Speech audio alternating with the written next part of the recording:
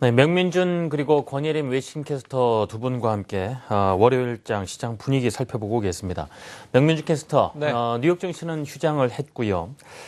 지금 여러 가지 글로벌 이벤트들이 많기 때문에 좀 외신에서 눈길 가는 뉴스들 선정해서 소개를 해주시면 좋겠습니다. 네, 뉴욕 증시는 마틴 루터 킹 기념일로 휴장을 했는데요. 이 시장의 눈은 쉬지 않고 계속 이슈를 찾고 있습니다. 이 전 세계의 시선, 스위스의 작은 마을 이 다보스에서 열리는 다보스 포럼에 집중이 되어 있는데요. 21일부터 3일 동안 열리는 이 행사, 이 전 세계 정재계 인사들이 몰려드는 이유는 단 하나입니다. 금융위기 이후에 살아나는 듯했던 이 글로벌 경제에 찾아온 불확실성을 좀 해소해보자라는 의견인데요. 이 올해 다보스 포럼 한번 살펴보도록 하겠습니다. 이 대주제는 새로운 세계 상황, 더 뉴 글로벌 컨텍스트인데요. 아젠다와 리스크를 한번 살펴보도록 하죠. 먼저 아젠다입니다. 지난해 글로벌 아젠다 2위였던 이 소득 불평등, 이번에도 어김없이 1위로 또 찾아왔습니다.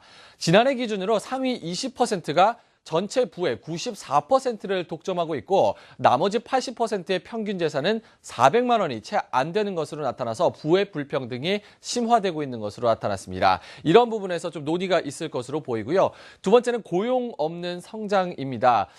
즉 실업률의 상승을 뜻하는데요. 이 기술의 고도화, 자동화가 되면서 취업률은 또 곤두박질 치기 시작했습니다. 7%대 성장률을 기록하던 중국도 최근 주춤하면서 실업률이 동반 또 상승하고 있는 기조인데요. 이런 부분에서도 또 논의가 있을 것으로 보이고요. 세 번째는 리더십 부재입니다. 아랍의 봄, 홍콩 민주화 등 이렇게 리더십이 부재하고 있는 세계 경제 상황도 또 살펴봐야 될 것 같고요. 네 번째와 다섯 번째는 지정학적 갈등 그리고 국가기관 불신 등이 글로벌 어젠더로 꼽혔습니다. 자, 그럼 금융시장에도 큰 파급력을 몰고 올 수 있는 글로벌 리스크에는 뭐가 있을까요? 이 올해 전 세계의 가장 큰 위협이 될 수 있는 리스크로는 바로 이 국가 간 분쟁, 국가 간 갈등이 꼽혔습니다. 이 4년 전에 정치, 군사 위협은 언급을 했었지만 이 국가 간 지정학적 갈등을 전면에 내세운 것은 올해가 또 처음입니다. 이 외에도 기후변화를 포함한 자연재해, 물위기 등은 매년 빠지지 않는 리스크인데요. 기후변화가 두 번째로 또 언급이 됐었고요. 이외에도 이 국가 실종, 국가 정부 실종, 그리고 국가 분열 등 앞서 말씀드렸다시피 이런 실업률에 대해서도 또 언급이 있는 3, 4, 5위가 글로벌 리스크로 꼽혔습니다. 이렇게 다보스 포럼이 시작되기도 전에 블룸버그는 이미 논평 이런 비슷한 외신을 내놨는데요. 지난해에는 유로존 위기는 끝났다라면서 잔치 분위기였는데 올해는 또 다시 시작해보자라는 기조라는 점을 꼬집었습니다. 또한 유럽 관련 인사들 입에서 ECB 양적 완화에 대한 힌트가 나올지도 관심 여부기 때문에 다보스 포럼에도 조금 주목을 해보셔야 될 것 같습니다. 그렇군요. 이번에는 권예림 캐스터에게 물어볼까요? 지금 ECB 통화정책회의를 두고 양적 완화에 대한 이야기가 많은데 이 해외 전문가들 입을 통해서 직접 들어보고 싶군요. 네, 유럽 중앙은행이 독립적으로 결정할 것이다. 바로 앙겔라 메르켈 독일 총리가 ECB의 양적 완화 시행 여부에 대해서 말한 건데요. 현재 유럽 중앙은행은 독일과 같은 최대 자본 출자국의 입장을 전혀 고려하지 않을 수 없는 상황에 놓여 있습니다. 오늘은 로이터 통신을 통해 ECB 통화정책 회의에 대한 두 명의 전문가 코멘트 함께 들어보겠습니다. The ECB will do what the other central banks have already done, the Japanese, the Americans, and drop the last stability safeguards. It cannot happen that there is another sovereign debt crisis, and the ECB will prevent this by carrying out acquisitions. The question is how much they will be. There is, of course, always the chance that Mario Draghi and his team will not be able to agree with all parties as to the exact methodology of introducing this. But I think even if something isn't actioned on Thursday, we'll get very strong confidence signals that it will be imminent thereafter. 네, 로이터 통신에서는 유럽 중앙은행이 양적 완화 프로그램을 추진할 것으로 보고 있는 가운데 이 QE 규모가 얼마나 될지가 핵심이라고 전했습니다. 물론 이번 1월 회의에서 양적 완화를 시행하지 않을 가능성도 열려 있다고 말했는데요. 이 마리오 드라기 총재가 현재 시장의 기대를 충족시키는 양적 완화를 시행할 수 있을지 그 여부에 대해서 외신은 주목하고 있습니다. 네, 아무래도 양적 완화에 대한 기대감이 가장 많이 좀 반영되어 있는 곳이 유럽 증시일 텐데 유럽 증시 포함해서 상품 시장 마감 어떻게 됐는지 명민준 캐스터가 전해주시죠. 네, 유럽중앙은행의 국채 매입을 통한 이 양적 완화 정책 시행에 대한 기대감이 지속되는 가운데 독일 닥스 지수 같은 경우는 사상 최고치를 또 경신을 했습니다. 1242포인트의 거래를 마쳤고요. 프랑스와 영국은 조금 더 강한 흐름이었습니다. 0.3%에서 0.5%까지 강하게 치고 올라가는 모습을 보였습니다.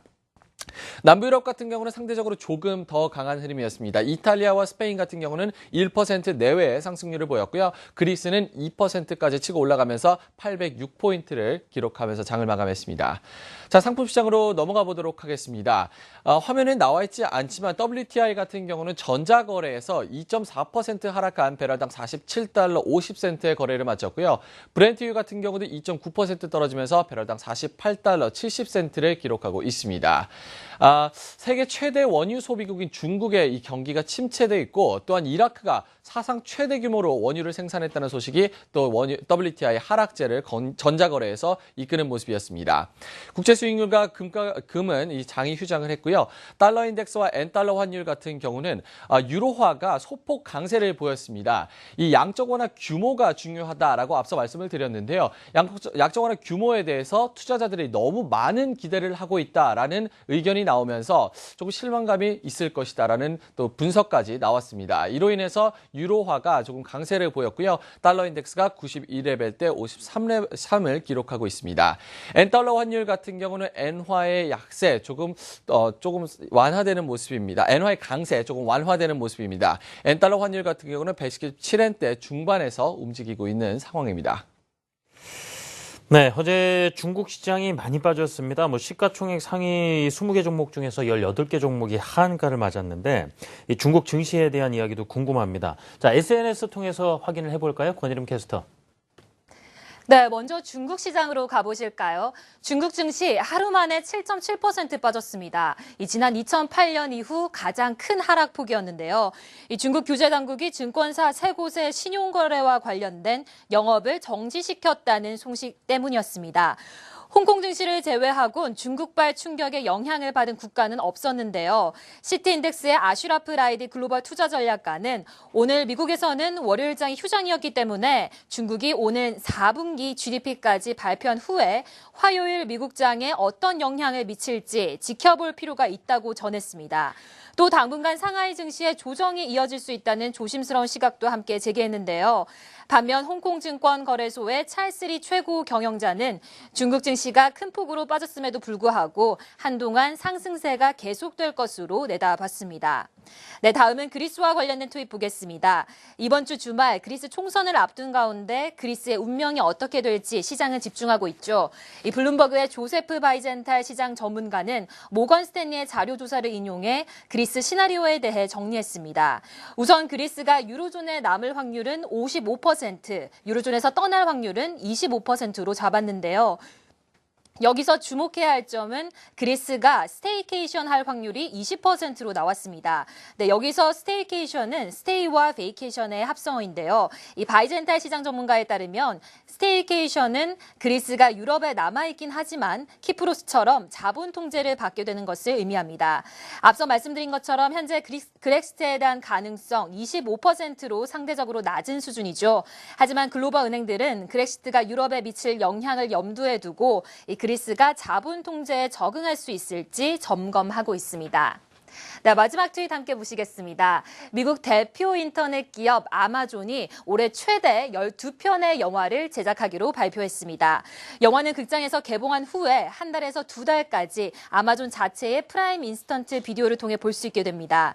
프라이스 워터하우스 쿠퍼스의 헌터 토마스 컨설턴트는 아마존의 영화 제작에 대한 결정은 경쟁사인 넷플릭스의 새로운 선전포고를 한 셈이라고 말했는데요.